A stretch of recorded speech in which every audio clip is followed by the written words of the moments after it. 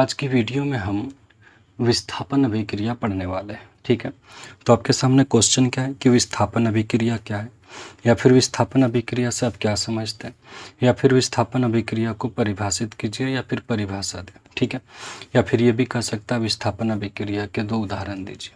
ठीक है, तो आप आंसर क्या लिखोगे? आपके लिए मैंने आंसर पहले से लिख के रखा है ताकि वीडियो लंबी ना हो। देखिए, विस्थापन अभिक्रिया किसको कहते हैं? तो ऐसी अभिक्रिया जिसमें किसी अणु में, ठीक है, ये अणु क्या एक यौगिक का भाग होता है ना, यौगिक के सबसे छोटे टुकड़े को, सबसे छोटे भाग को अणु कहते हैं। तो अणु में उपस्थित परमाणु या परमाणुओं के समूह को कोई दूसरा तत्व या उसका परमाणु विस्थापित कर देता है, उसे विस्थापन अभिक्रिया कहते हैं। ठीक है, तो क्या हुआ इसमें कि ऐसे कोई यौगिक होगा, इसका अणु होगा, ठीक है, और कोई दूसरा तत्व होगा, इसका परमाणु, इसमें से क्या करेगा, इसके कंपोनेंट्स को वो अलग कर देगा। तो ऐसे अभिक्रिया बनने के बाद यहाँ जो उत्पाद बनेगा, इसका जो गुण होगा वो इससे अलग होगा। तो ऐसे अभिक्रिया को हम विस्थापन अभिक्रिया कहते हैं। ठीक है, और इस अभिक्रिया को हम एकल विस्थापन अभिक्रिया भी कहते हैं। ठीक है, आपके डाउट्स को और क्लियर करने के लिए चलिए आप एक और परिभाषा देखिए। आप ये भी आंसर में लिख सकते हो क्या कि ऐसे अभिक्रिया जिसमें किसी यौगिक के अणु के एक परमाणु अथवा समूह के स्थान पर कोई दूसरा परमाणु या उसका समूह आ जाए, तो ऐसे अभिक्रिया को विस्थापन अभिक्रिया कहते हैं। ठीक है, उम्मीद आपको समझ आ रहा होगा।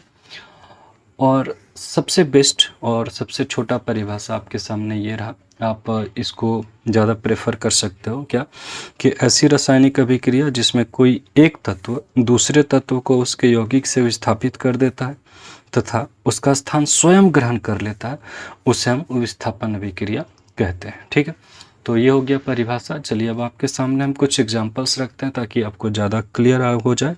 जैसे हमने एक यौगिक लिया, जैसे हमने लिया CuSO4, ठीक है, कॉपर सल्फेट, और ये तो विलयन के रूप में होगा, और हम इसमें आयरन डाल देते हैं, कुछ थोड़ा सा लोहा डाल दे, लोहे का टुकड़ा।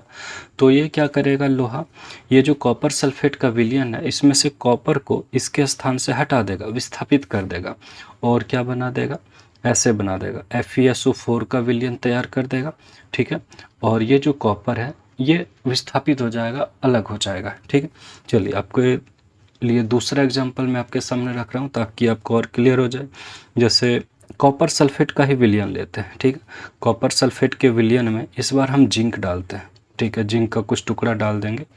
तो जिंक का टुकड़ा डालेंगे तो जिंक क्या करेगा, कॉपर सल्फेट के विलयन से कॉपर को विस्थापित कर देगा और जिंक सल्फेट का विलयन तैयार कर देगा। ठीक है, कॉपर को क्या कर देगा, वो विस्थापित कर देगा, अलग कर देगा, सॉरी, ये सॉलिड में रहेगा। ठीक है, आप इसको अवक्षेपण अभिक्रिया के रूप में भी प्रदर्शित कर सकते हो। अवक्षेपण अभिक्रिया का उदाहरण में जैसा दे सकते हो। चलो एक और एग्जांपल ले लेते हैं।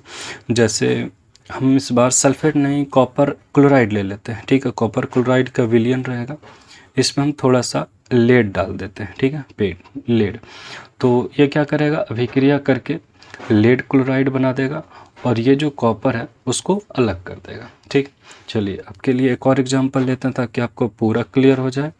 इस बार हम जिंक क्लोराइड लेते हैं। देखो जिंक जो है वो कमज़ोर धातु नहीं है, है ना, ये भी अभिक्रियाशील धातु है। जिंक क्लोराइड लिया विलयन के रूप में और इसमें हमने सोडियम डाल दिया।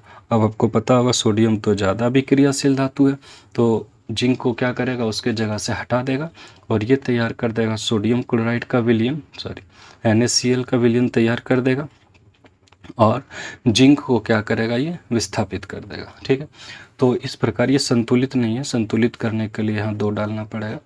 तो इस प्रकार से सोडियम क्या करेगा, जिंक को विस्थापित कर देगा और सोडियम क्लोराइड का विलयन तैयार होगा और जिंक अवक्षेप के रूप में अलग हो जाएगा।